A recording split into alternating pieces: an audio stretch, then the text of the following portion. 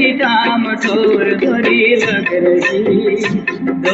लग रही सुन शिखर गढ़ बेटी ठाम ठोर धोरी लग रही लाग लगन ओ पिया राम से धोरी लग रही धोरी लग रही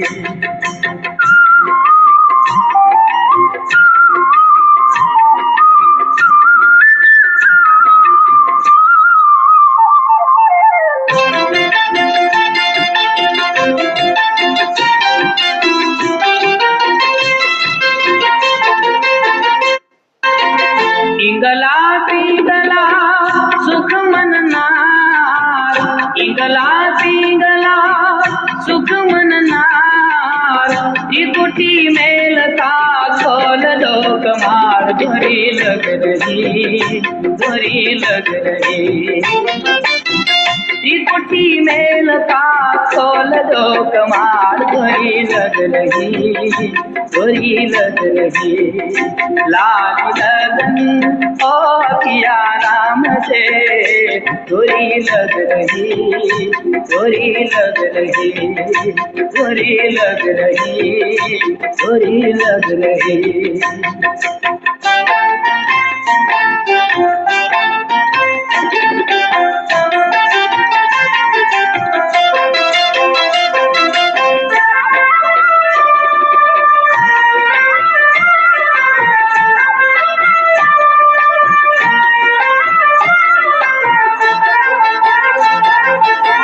वागे शरणायो ने मर्दंग सार वागे शरणायो ने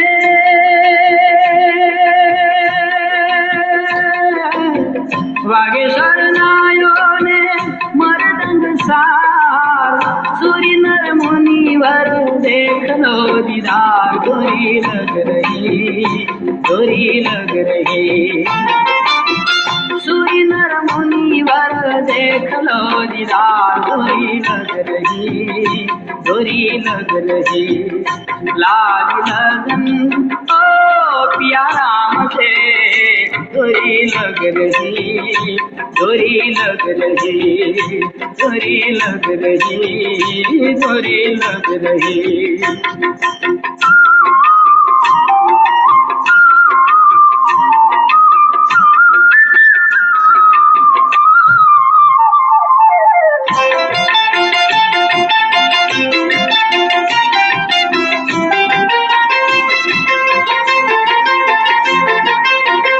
उग्या छे उर्मा चंद्र ने बाण उग्या छे उर्मा चंद्र ने बाण पिन ब्रह्मांड मां थई गई जान धोरी लग रही पिन ब्रह्मांड मां थई रही जान धोरी लग रही लाग लगन ओ पिया राम से धोरी लग रही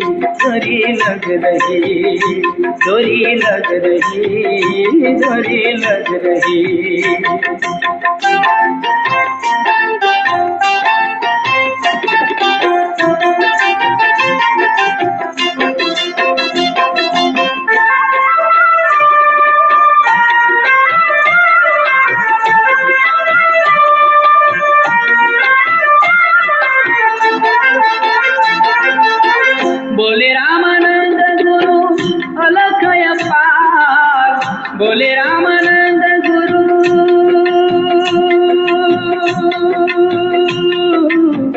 बोले रामानंद गुरु अलख अपार दास कबीर करे संत में दीदार धोरी लग रही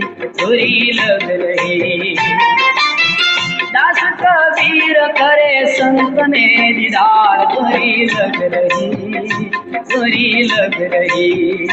लागी लगन ओ पिया राम से धोरी लग रही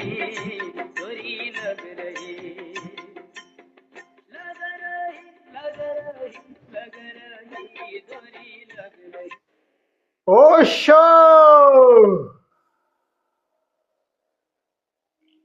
बैठे बैठे।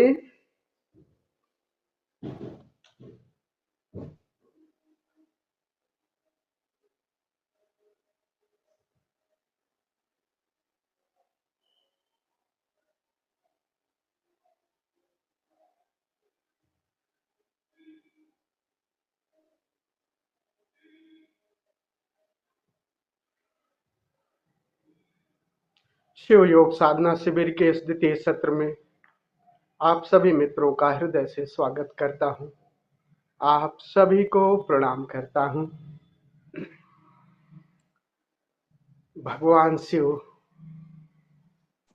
तंत्र सूत्र की विधि नंबर 14 में कह रहे हैं कि हे देवी, अपने पूरे अवधान को मेरुदंड के मध्य स्थित कमल तंतु सी कोमल स्नायु में स्थित करो और इसमें रूपांतरित हो जाओ।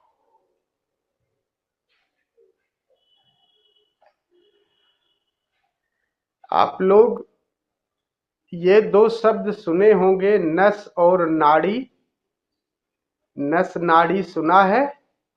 दोनों में भेद पता है आप लोगों को? डॉक्टर को नहीं, डॉक्टर नहीं बताएंगे। डॉक्टर के अलावा कोई बताएगा कि नस किसे कहते हैं, नाड़ी किसे कहते हैं?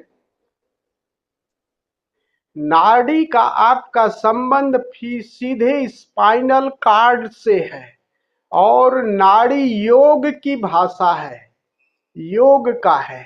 नाड़ी एक ऊर्जा का प्रवाह है। ये ऐसा कुछ विजिबल नहीं है, बस नाड़ी वो इनविजिबल है। वो स्पाइनल कार्ड से वो चारों तरफ फैल ही रही है। नाड़ी नाड़ी वही ऊर्जा चारों तरफ ले जा रही है, सब तरफ, वो स्पाइनल कार्ड से। और योग की भाषा में 72,000 नाड़ियां कहता है योग। आपके शरीर में नाड़ियों का बिल्कुल जाल फैला हुआ है। 72,000 नाड़ियां हैं और 72,000 नाड़ियों को आपका पूरा जो स्पाइनल कार्ड है, वो स्पाइनल कार्ड से ही वो संचालित होती हैं, जिसमें दो मुख्य हैं। और दो मुख्य नाड़ियां क्या है, उसे योग की भाषा में चाहे कहो सूर्य नाड़ी, चंद्र नाड़ी, या ईड़ा कहो, पिंगला कहो, तो ये दो मुख्य नाड़ियां हैं। ऐसा होता है न, आदमी रजोगुणी है कि तमोगुणी है, आप तामसी प्रवृत्ति के हैं कि आप राजसी प्रवृत्ति की हैं।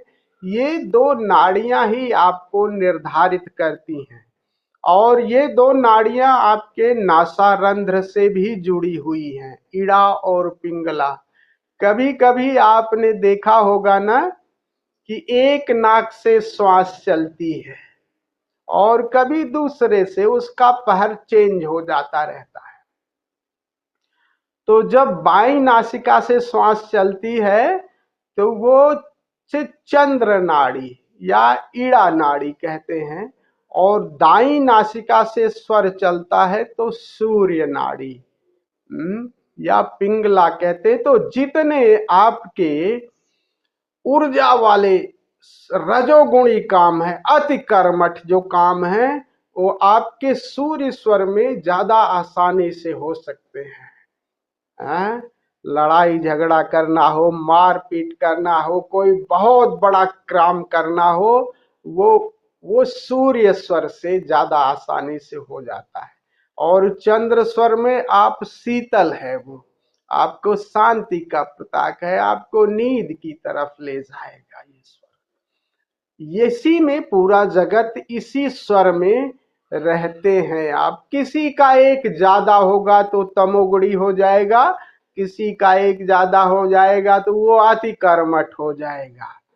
लेकिन ये दोनों ऐसे, ये ऊर्जा की एक, ऐसे समझो ऊर्जा जा रही, ऐसे कोई उसका चीड़ फाड़ अगर करोगे तो कहीं दिखाई नहीं देती। मेडिकल साइंस कोई शरीर शास्त्री अगर चीर फाड़ करेगा तो ऐसे पता नहीं, वो ऊर्जा का एक प्रवाह है, ऊर्जा का प्रवाह समझो। तो ऊर्जा का प्रवाह है, प्रवाह की तरह समझो, ऊर्जा जैसे जा रही है, वो कैमरे की पकड़ में नहीं आएगा। ईड़ा और पिंगला ये दोनों नाड़ियां इसी आपके स्पाइनल कार्ड से होके जाती हैं और यही मुख्य हैं, इन्हीं से बाकी सारी नाड़ियां जुड़ी हुई हैं।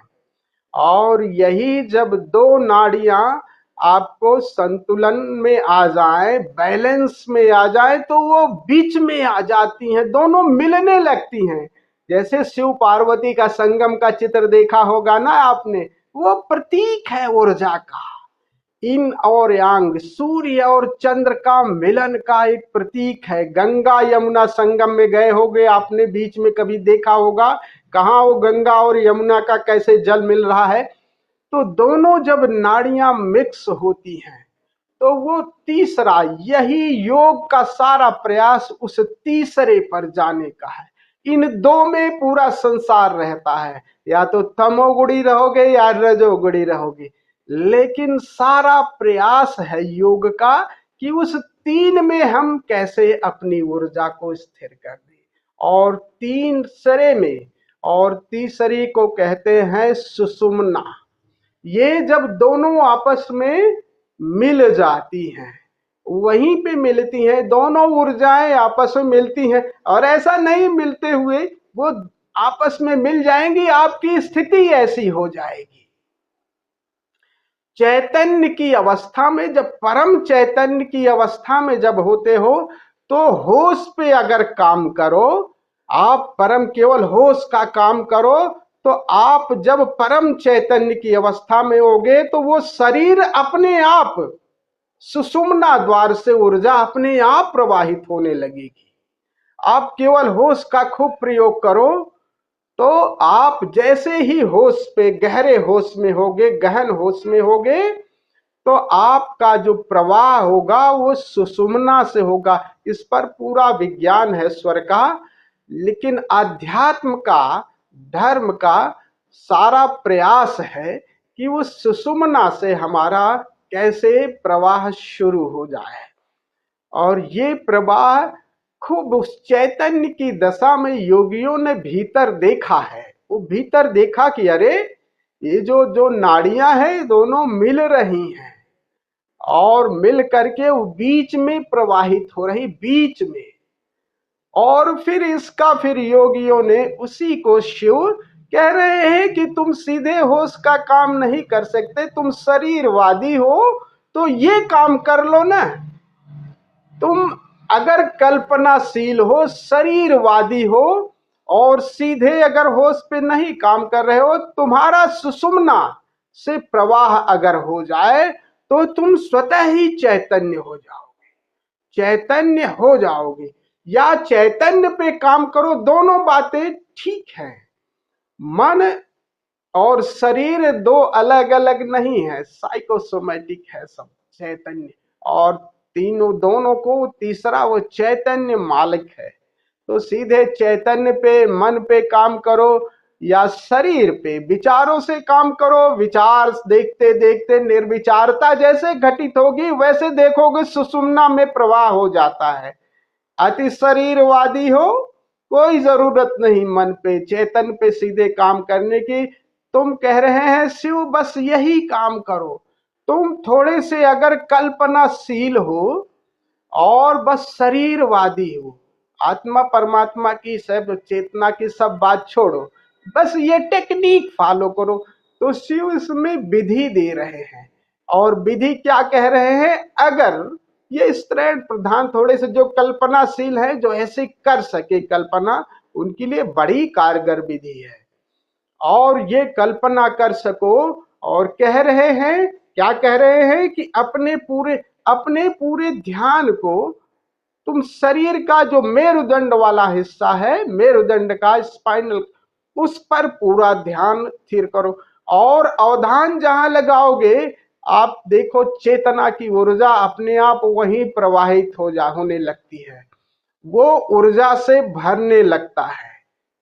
तब वहां वो मिलन अपने आप घटित होने लगा। पूरा केवल अवधान वहां पर ध्यान दो, बस शरीर के उस भाग पर, जिस भाग पर ध्यान दोगे ऊर्जा वहीं पहुंच जाती है। तो कहाँ कह रहे हैं, अवधान आप अपने स्पाइनल कार्ड पे, और स्पाइनल कार्ड में क्या विजुलाइज करने को कह रहे हैं, कह रहे हैं कि मेरुदंड के मध्य में स्थित कोमल तंतु सी कोमल स्नायु, कोमल इसलिए भाषा वो कह रहे हैं कि ऊर्जा इस तरह से है, बिल्कुल कोमल है, वो लहराती हुई सी है, उसका आपको भीतर से आकार दिखेगा, लेकिन बाहर अगर उसे आप मेरुदंड को काटेंगे तो उसमें कुछ नहीं, केवल खाली है, रिक्त है। लेकिन उसमें जब भीतर से जो अनुभव किया गया वो कोमल तंतु सी ऊर्जा का एक प्रवाह है। कह रहे हैं जिसकी कल्पना करो और उस पर ध्यान दो, और जैसे ही तुम्हारी कल्पना प्रगाढ़ हो जाएगी, कल्पना जैसे ही आप उसको पूरा कर सकोगे, वैसे ही और ये कल्पना सत्य में भी बदल जाएगी। माना कि शुरू तुम कल्पना से करोगे, लेकिन जैसे ही कल्पना करोगे और कल्पना जैसे ही तुम्हारी कुछ पूरी घटित होने लगेगी तो वास्तविक घटना घटने लगेगी। तो अभी तो कल्पना कैसे भी करो, लेकिन धीरे धीरे वो वास्तविक रूप भीतर का मेरुदंड आपको वो ऊर्जा, वो सुषुम्ना से वो प्रवाह आपको अनुभव होने लगेगा, वो प्रवाह। तो इसी को कह रहे हैं कि यदि आप कल्पनाशील और शरीरवादी हैं तो आपके लिए, स्त्रियों के लिए, स्त्रियां सबसे ज्यादा कल्पना, स्त्रियां मतलब ऐसा नहीं सभी पुरुष, कोई जरूर नहीं कि स्त्री हो, सभी स्त्रियां जरूर नहीं है, चित्त की बात है, स्त्रैण चित्र। तो पुरुषों के भी स्त्रैण चित्र होते हैं जो कल्पनाशील है, पिक्चोरियल है, पिक्चर के हिसाब विजुलाइज आसानी से करे, उन्हें बताओ तुरंत वो, अगर आंख बंद करके कहो कमल का रूप, कमल तुरंत एकदम तुरंत चित्र बन जाएगा। तो कुछ होते हैं पिक्चोरियल, तो कल्पनाशील लोगों के लिए बहुत प्यारी विधि है। और शरीरवादी जो खास करके अपने शरीर पर ध्यान दे रहे हैं, तो ये विधि ये कहती है कि आप पूरे अवधान को मेरुदंड पे ले जाओ, और जैसे ही मेरुदंड पर आपका अवधान और ऊर्जा, वैसे ही इन यांग दोनों ऊर्जा का जैसे ही मेरुदंड पर आपका ध्यान जाएगा, वो ऊर्जा का मिलन, दोनों चंद्र और सूर्य का मिलन होगा, और जैसे ही सुषुम्ना से प्रवाहित होगा वैसे ही आपको एक शून्यता, एक चैतन्यता की स्थिति, उस परम दशा की स्थिति, आप इस टेक्निक से ही परम चैतन्य की स्थिति में एक निर्विचारता घटित हो जाएगी, एक शून्यता। तो ये सभी ने देखिए, जब मेरुदंड से ही आपका आकलन, कोई शिष्य और गुरु में वो मेरुदंड से जो हमारा जो बाहर का जो औरा मंडल है, आभा मंडल है ना, वो यही मेरुदंड की ऊर्जा का प्रतीक है। अमूमन जो संसारी है, जगत में कामी है, तो वो उसका ऊर्जा जो औरा मंडल है, इसी मेरुदंड से ही उसकी काम की ऊर्जा बह रही है। और जैसे ही सुषुम्ना का, किसी ने भी अगर सुषुम्ना में थोड़ा बहुत प्रवाह किया है तो उसका औरा मंडल अलग किस्म का हो जाता है। तो जितना ही संत या योगी निर्विचारता में जीता है, उतना ही उस सुषुम्ना में ज्यादा से ज्यादा समय जीता है, उस प्रवाह में, और उसका औरा मंडल अलग हो जाता है, आभा मंडल, क्योंकि सदैव सुषुम्ना से वो ऊर्जा, वो संतुलन की ऊर्जा कहोगा उसे, वो ऊर्जा सदैव वो बाहर पेरीफेरी पर, आपके शरीर के आसपास भी वो सदैव फैल रही है। तो जितना ऊर्जा आपकी सुकड़ी है, इसका मतलब आपका सुषुम्ना में प्रवाह, आप एक पे है, आप रजोगुणी हैं या तमोगुणी हैं, जो भी हैं। तो बीच में जैसे ही आपकी सुषुम्ना से, अगर आपने बीच में कभी प्रवाह किया है, तो ऐसे भी आप अगर सतोगुणी हो जाए तो स्वतः ही सुषुम्ना में प्रवाह हो जाता है। आप अपनी वृत्तियां बदल ले तो आप, या आप शरीर पर काम करना शुरू करें तो देखो वृत्तियां और चैतन्यता अपने आप। तो ये विधि शरीर पे काम करने की, सीधे शरीर पे काम करो। और कह रहे हैं कि आप रूपांतरित हो जाओ। देवी आपको कुछ नहीं करने की जरूरत नहीं है, नहीं जरूरत है होश साधने की, ये सब करने की। होश तो सदा ही आप आ जाएगा। भीतर शरीर को रूपांतरण कर दो। दोनों बातें हैं ना, साइकोसोमेटिक है मनुष्य। अब तो डॉक्टर भी कहते हैं शरीर का रूपांतरण करो, मन अपने आप रूपांतरित हो जाता है। और मन को रूपांतरित करो, देखो पेरीफेरी पे शरीर भी अपने आप ठीक होने लगता है। तो इसी विधि को कह रहे हैं। अक्सर देखा होगा ना कि शिष्य और गुरु, गुरु कैसे समझ लेता है, तुम लाख कहो, अगर गुरु ने आपका और मंडल देख लिया तो आप उसे धोखा गुरु को नहीं दे सकते। वो आपके औरा को देख लेगा कि हाँ, इस हमारे शिष्य की कहाँ उपलब्धता, क्या निर्विचारता घटित हुई है कि नहीं, क्या चैतन्यता घटित हुई है नहीं। तो बाहर का डोंग आडंबर कितना भी मुस्कुराओ, कितना भी शांत रहो, वो आपके औरा मंडल से देख के वो बता देगा, वो पता कर लेगा कि हाँ वो स्थिति में है, वो शांत है, बाहर से शांति नहीं। तो गुरु को ये तकनीक है कि वो बाहर का औरा मंडल, ये इन खुली आंखों से जब चेतना सीधे देखती है तो आप खुली आंखों से ये देख सकते हैं औरा को। गुरु को ये क्षमता होती है शिष्य को। और वो जो औरा मंडल है वो यही है आपके, जब स्पाइनल कार्ड में कभी आपका सुषुम्ना से ऊर्जा प्रवाहित होती है तो आप स्वतः ही आपका ऑरा एक्सपैंड करने लगता है, फैलने लगता है। और निर्विचारता, शांति, आनंद, ये सब जो गुण हैं स्वतः ही इसके ये गुण हैं, अपने आप फलित होने लगते हैं। तो चलिए आज हम फिर इसी विधि को करेंगे। इस विधि को जैसे कल किया था तो 2-2 मिनट का हम लोग आज एक्सरसाइज करेंगे, फिर बैठ करके हम इस विधि का प्रयोग करेंगे। कुछ कहना चाह रहे हो क्या मियाँ? हाँ, नहीं। तो आज हम 2-2 मिनट जो स्पाइन की एक्सरसाइज है, तो आज पहले पीछे और नीचे ले जाएंगे शरीर को, फिर दाएं बाएं ले जाएंगे, फिर कटी चक्र आसन, लास्ट में जॉगिंग करेंगे, फिर बैठ करके प्रयोग करेंगे। तो निवेदन है कि खड़े हो जाएं और चलते हैं इस प्रयोग की तरफ।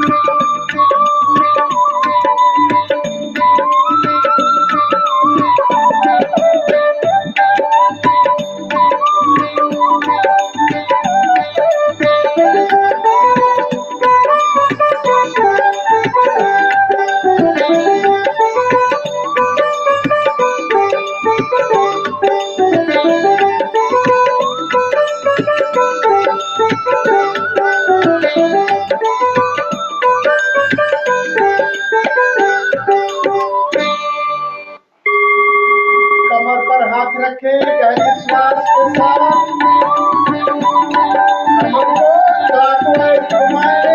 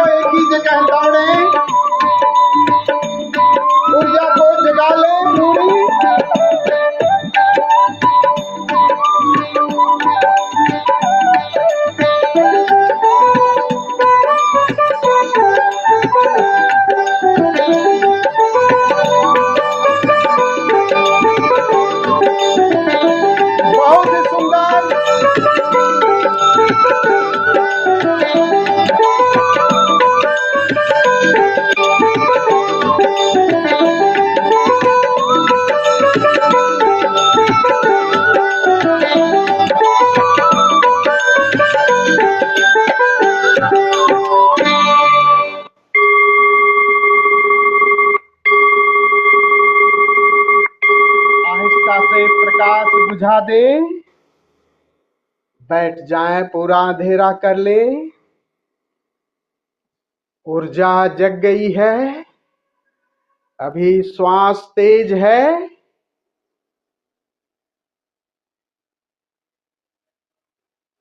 अपनी रीढ़ गर्दन सीधी, मेरुदंड सीधा।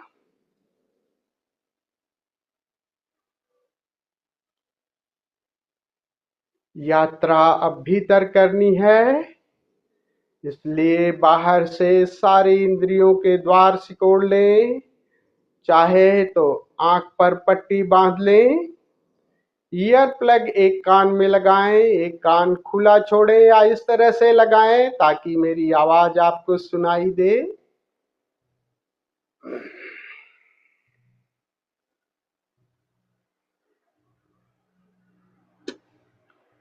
सारा ध्यान मेरुदंड पर, अपनी रीढ़ पर ले जाएं। Take long and deep breath, गहरी श्वास लेना शुरू करें। ध्यान मेरुदंड पर।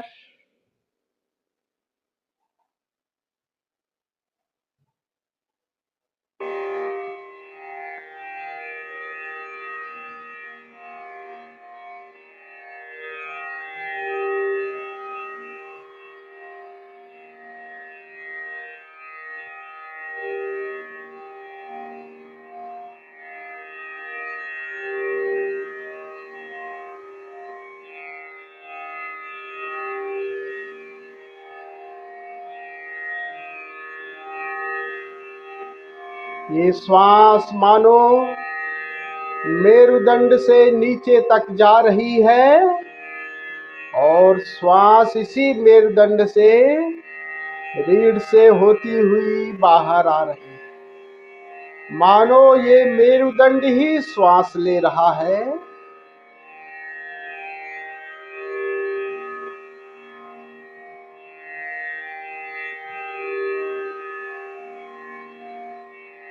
सारी चेतना रीढ़ पर।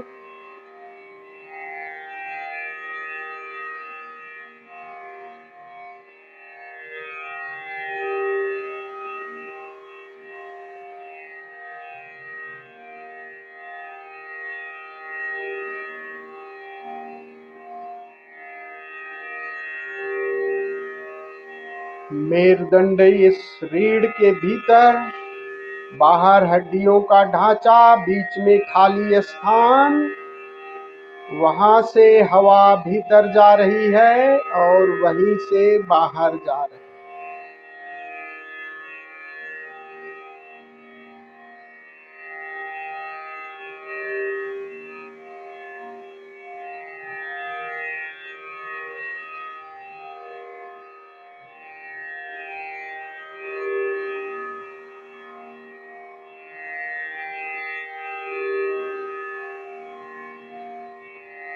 श्वासों के माध्यम से प्राण ऊर्जा मेरुदंड में भर रही है।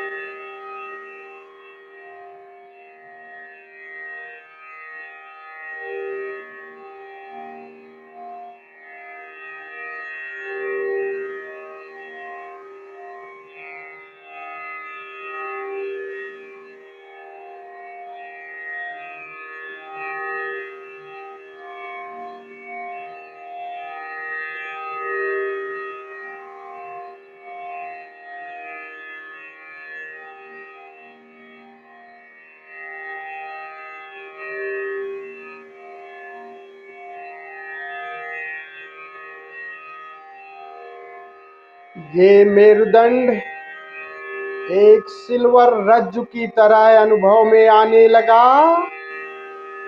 एक कोमल सिल्वर प्रकाश की रज्जु।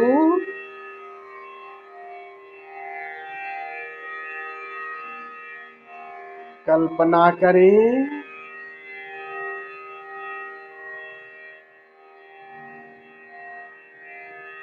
एक कोमल सी सिल्वर रज्जु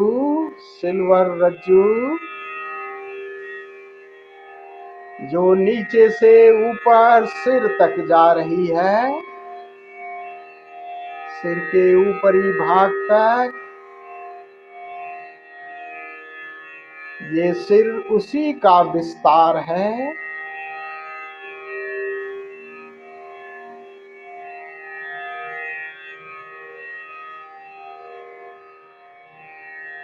चमकदार सिल्वर रज्जु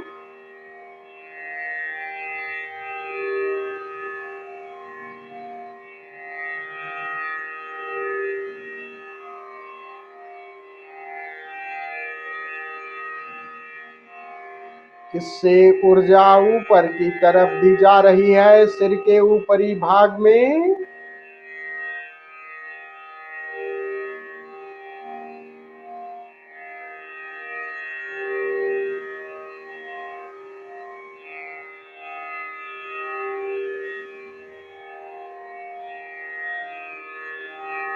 हर गहरी श्वास से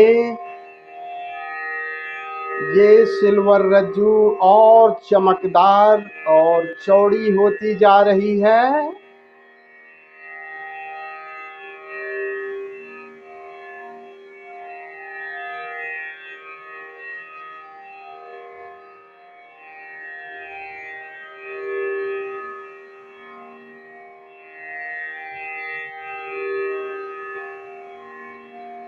इससे ऊर्जा की किरणें, प्रकाश की किरणें चारों तरफ फैल रही हैं, ऊपर से नीचे तक।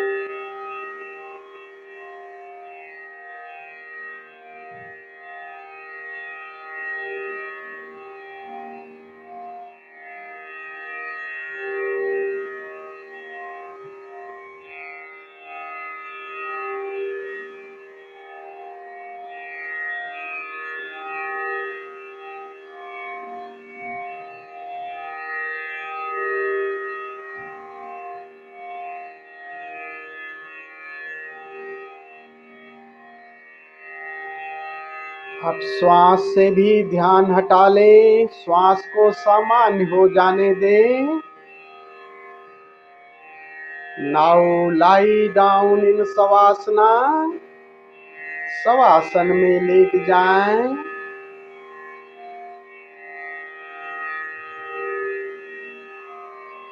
सारा अवधान मेरुदंड पर, उस सिल्वर रज्जु पर।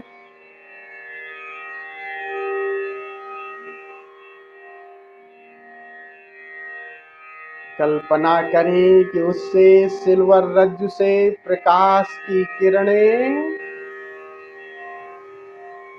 चारों तरफ फैल रही हैं।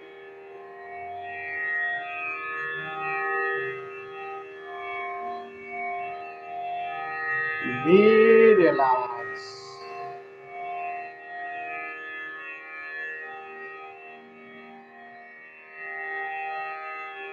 ये प्रकाश की किरणें शरीर के रोम रोम में फैलती जा रही हैं।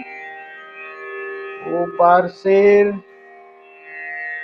नीचे शरीर का रोआ रोआ,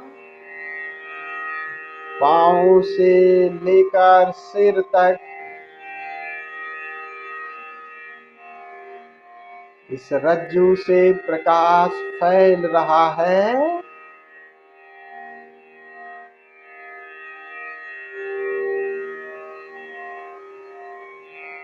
रुआ रुआ प्रकाशित हो गया।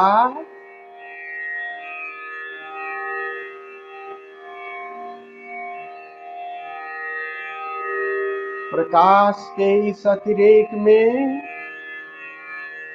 आपकी ये काया मिटने लगी। ये प्रकाश बाहर भी जा रहा है। शरीर धुंधला पड़ता जा रहा है। प्रकाश ही प्रकाश, मानो मेरुदंड फैलकर प्रकाश हो गया।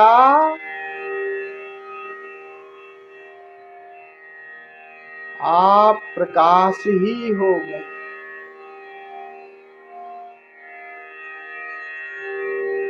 सारा आकार विलीन हो गया।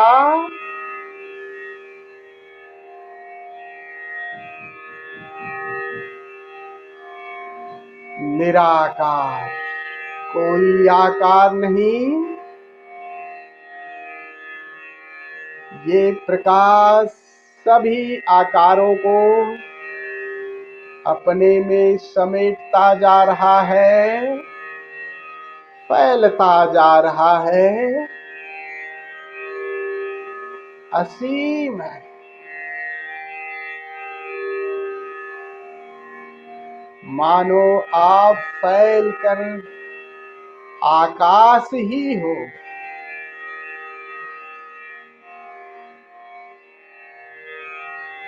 सारे निराकार आकार इस निराकार में मर्ज हो गए।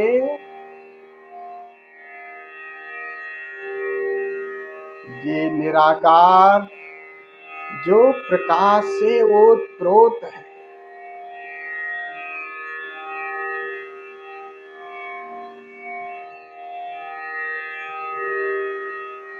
चैतन्य का प्रकाश, गुनगुनाता प्रकाश, नाचता प्रकाश,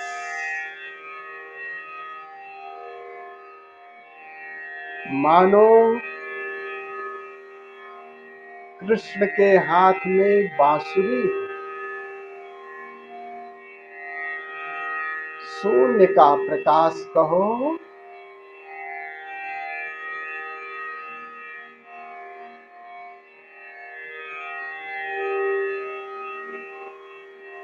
अब सारी धारणाएं, सारी कल्पनाएं, सारे प्रयास छोड़ दें। ये शून्यता जैसी भी अनुभव में आ रही है, अब इस शून्य का मजा लें। प्रकाश के रूप में, ऊर्जा के रूप में, नाद के रूप में, चैतन्य के रूप में या शून्य के रूप में